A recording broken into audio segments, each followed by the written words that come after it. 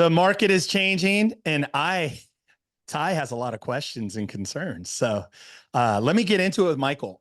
Are we actually, do you believe right now that we're in the beginning stages of the recession? I believe a recession started either June or July of 2024. I made that call about 6 weeks ago. I feel even more certain about that call now. So, yes, I think a recession started. It will be backwards dated. The media will not talk about it until Q1, but I do think we are in a recession right now, started June or July. Okay, June or July. Let me ask you something too that like we talked a lot about this on Friday Financial Wrap Up. And this is like literally these were things weighing on me all weekend from our last Friday wrap up. Based on, okay, we're in a recession. Now, if I look at, okay, we've got mortgage rates are starting to come down, right? Whether we like it or not, it is what it is. Talk about that though. Something the mortgage rates. How do you see these rates playing into, does all of a sudden it get a little crazy? Do we get multi offers? Do you feel like that's still not the case because the market is so tied up? Probably just again, I believe in good karma, right? So I hope we do not get mortgage rates at 5%. I hope we do not get to, multiple bidding wars. I hope we don't go back to declining inventory to record. That was such an unhealthy market. I want a healthy housing market. I believe, I hope, I pray mortgage rates kind of stay between 6 and 6.5. I think we need time. You don't fix a broken housing market by slashing interest rates. That's not how this works. The fact that people are calling like Jeremy Siegel for an emergency 75 basis point cut followed by another 75 basis point cut is ridiculous, in my opinion. Recessions are normal. They're part of the business cycle. You can't just keep going to the moon. That's not how this works. So, we've seen a very healthy drop in rates. We're now at a 52-week low. I hope we kind of stay around here. Yeah. Very interesting. Obviously something we always talk about. So we'll continue to watch rates and the Fed and all of that. I think for the viewer, this is important. Can you clearly define how the Fed and 30-year mortgage rates are not direct correlation? I see a lot of people on social media talking like the Fed's going to drop rates, and as if that actually means that day the Fed drops rates, that mortgage rates. Can you clarify how that all works and how they're tied together and not tied together? Yeah, it's funny. We just did this exercise with Dan Bird, who's my stock guy on Sunday. And if you look at the Fed funds rate, the 2-year note, the 10-year note, and the 30-year mortgage, you can see similarities. However, the clearest indication or tie to mortgage rates is the 2-year. That is, if you want to watch where mortgage rates are going and be closest to it, it's the 2-year bond. The 10 years, not bad. But watching Fed funds rate is, I mean, you could see it, but it's like a shadow. It's not perfect.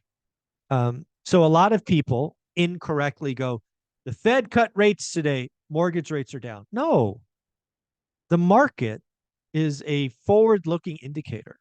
So that rate cut was expected and priced in.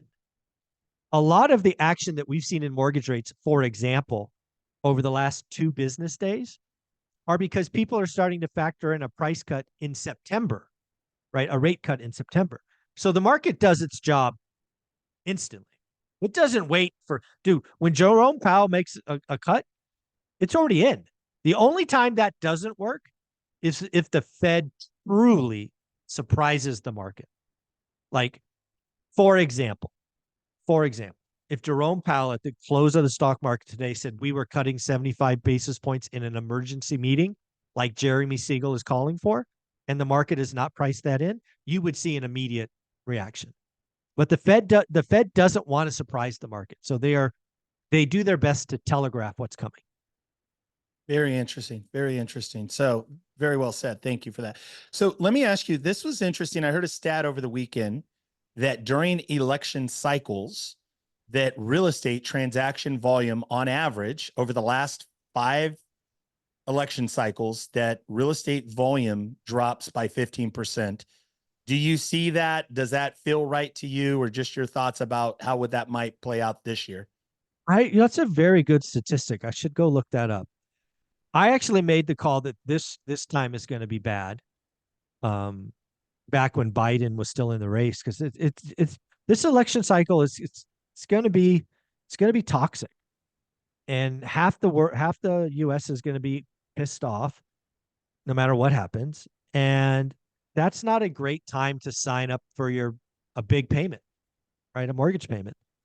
So that's part of the reason I'm calling a recession is the consumer is just going to go, I'm out. I'm going to wait until after the election, which again, I don't know if that makes sense. It's great for me because all the demand leaves, but the consumer is not always logical. But yeah, there's lots of people that are going to be out. I didn't realize it went back that far. It certainly felt like the last election, it got slower. But I never took the time to go back 20 years. That's a great idea. It's interesting that also, and I'll name this source, it's Keeping Current Matters. They do a lot of news Mm-hmm. content. It was Tom Ferry is very involved with them, and it was a interview Tom Ferry with, and I believe the gentleman's name is Childers, his last name, and he's a part of Keeping Current Matters. So the other thing that was interesting, and I love this because I don't think maybe we should get him on the show, Michael Childers. Sure. That would be a great get. So the other thing that's interesting, he said in this interview, and I want to go to you because I think you've done a piece of research that is incredible, so important, which is the 50-year Yep. spreadsheet and looking at that. And I know that you don't know it by memory per se, but I think you have an idea. Mm-hmm. One of the things he talked about is he said that post-election year, the following year, so we'll project this into 2025. Okay. That in fact, after the election and things begin to settle, and now we have the president-elect in office, that things begin to settle down. And in fact, we see that transaction come back, that transaction volume comes back the following year. That would make perfect sense to me because it's not like a restaurant where you don't go to a meal and you eat somewhere else, right? If you're out of the market as we expect for the next 6 months, and then you come back and it's just delayed. So there's this kind of push pull, right? Was demand pulled forward or was it pushed back? So it would make perfect sense to me. You get to the other side of this, the new person is put in office, their whatever their strategy is gets adopted, and yeah, because the consumer, in my experience, the consumer can change or delay behavior about 6 months. Okay. Consumers don't, on average, don't delay gratification very well. And historically, when I've studied the consumer, and I studied it, 30 years ago when I was getting my degree, you can watch consumers get scared and fearful and delay in the macro charts, but it doesn't last long. It's usually 6 months. So it makes perfect sense that you would see a snapback in 25. Okay.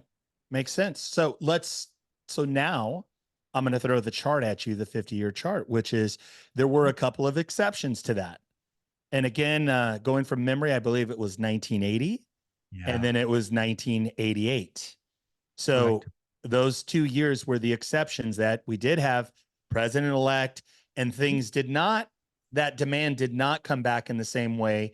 Do you see any correlation, or just kind of maybe just being more of a futurist, your thoughts in what could happen in 25? I am telling you, there's a lot of people that need to go back and study 1980 and 81. I think that was a great catch. What happened in 80, 81? Well, we were fighting inflation. The inflation charts had two peaks, right? We beat it. We got a little loosey goosey, and it came back. And then Volcker ripped the Band-Aid off in 81 and said, I'm going to beat this thing. And he did. But it was so painful. We had two recessions back to back, right? The second recession was much worse. Had a recession, little recovery, nasty. It was the worst recession since the Great Depression at the time. It was nasty. We got to be careful. So yeah, I think there's a lot of people should go back and study 1980 and 81, whether you're stock markets, whether you're real estate. Yeah, you should be paying attention. So then here's the last curveball. And by the way, for listeners and viewers, we did not rehearse this. This is literally impromptu. Hey, let's record this.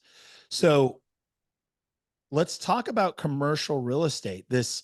There was so much talk over the last, like if we go back 6, 9 months or even 12 months, this tsunami of bad commercial debt. We were hearing about it. All of a sudden, it feels like the headlines are not there. The headlines are all the election. It feels like this thing has gotten tucked in and kind of buried a little bit. Does this potentially play into 2025? And if so, how do you think this might play out in the overall economy? How does it tie to residential? Could this be a little bit of a black swan that nobody's talking about?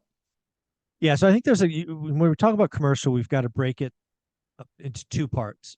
Where do the big boys play and everybody else? So the big boys play in Class A. I have always said that Jonathan Gray from Blackstone is on my Mount Rushmore of real estate investors. And he and also KKR kind of called the bottom in Class A stuff about 4 to 6 months ago. Why do I feel good about that call? Well, stuff started to trade, right? One of the things absent a sale or a transaction is you don't have price discovery. We are now seeing clear momentum in Class A properties selling. Some are selling at a loss to last price, but they are selling. So we are having price discovery. So I think there's a very good chance that Class A has already hit bottom and is starting to heal. Now we go to the other side. Class B, Class C, value add, bridge debt. That stuff's not trading. We have had almost no price discovery. And a lot of that is extend and pretend. A lot of people are getting an extra year. A lot of people are in debt management or cash management. I am still of the belief that 2025 is the year that debt holders are forced to swallow the medicine, and which means pain's coming. Maybe it won't be as much as I had thought originally, but I think it's still pretty bad because I think a lot of people will extend and pretend again with cash management. But you can't, if you bought something at an overpriced price with bad assumptions and bad debt, you're supposed to lose. You're supposed to lose. That's how the system works. And I think a lot of pain's coming. Now for the bigger question, will it be enough to cause commercial banks pain? Absolutely. I still think there's some more bank failures out there. I don't think it will be, hundreds, but it'll probably be dozens. And again, it's commercial. It's not the big five, the big eight, whatever they are. It's not JP Morgan and Wells Fargo. It's not those guys. They're fine because they don't really have a lot of commercial debt on a percentage basis. But yeah, I think banking crisis is still smoldering out there. There's some unknown pain coming.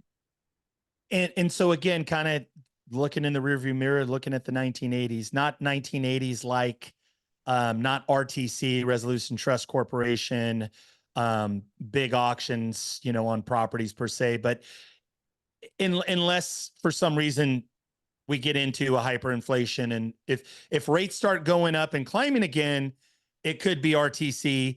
But if it feels like we're controlled, then it probably levels off, and some pain still coming, but not crisis level. So what you just did there, tying all this together, was amazing, because you're absolutely right. If we can get through this without inflation reigniting and thus causing rates to go higher, we will have the pain, but I think the medicine of time and lower rates does its job. It's uncomfortable. Some people take losses, but it's no big deal. If we get into an environment where inflation goes back to 6-7% and Jerome Powell's fired and somebody else comes in and Paul Volcker's this thing, and we go from a Fed funds rate of 5 to 10, RTC is coming. Makes perfect sense. Last question. So, and this is the no t-shirt question. Yeah. Oh no. What a no t-shirt means is that you didn't nail it, not a swing and a miss. We're unattached. Just what is your honest idea here? Mhm. How deep of this recession is it going to be? Shallow? Is it going to be medium? Is it going to be deep? If you had to compare it to 2008, if you had to compare it to 9/11, to, Yeah. 2001, if you had to compare it to the 90s, or just any kind of a comparison, how deep, how shallow, what do you think this recession is going to be? And again, we're not holding you to it. These are No, just two it's guys having a couple ideas. I think this is going to be, so it's not going to be '08, not going to be '01.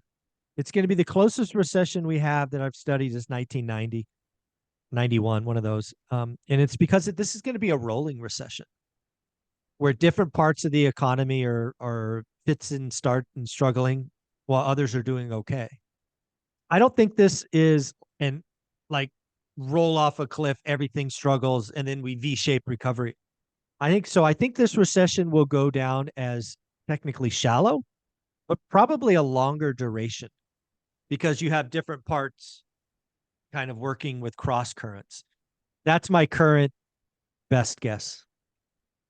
So good. Hey, for anybody out there who, if you're listening and you're watching this, stay close to the campfire. Michael Zuber, you're amazing, brother. Thank you for all you share. Also, I want to say for anybody out there, get involved in the community, join school, $20 a month, take it for a test drive. There's thousands of dollars of products in there that you have access to as a member. Take it for a test drive. I want to say, Michael, thank you for that, because that was for me personally. You helped me connect the dots on how I want to plan my next 3 to 6 to 18, 24 months going forward, on what, anticipation and how to react, how to pivot, how to, be opportunistic in this weird changing time. So thank you. Love it, man. Take care of yourself. Have a wonderful week.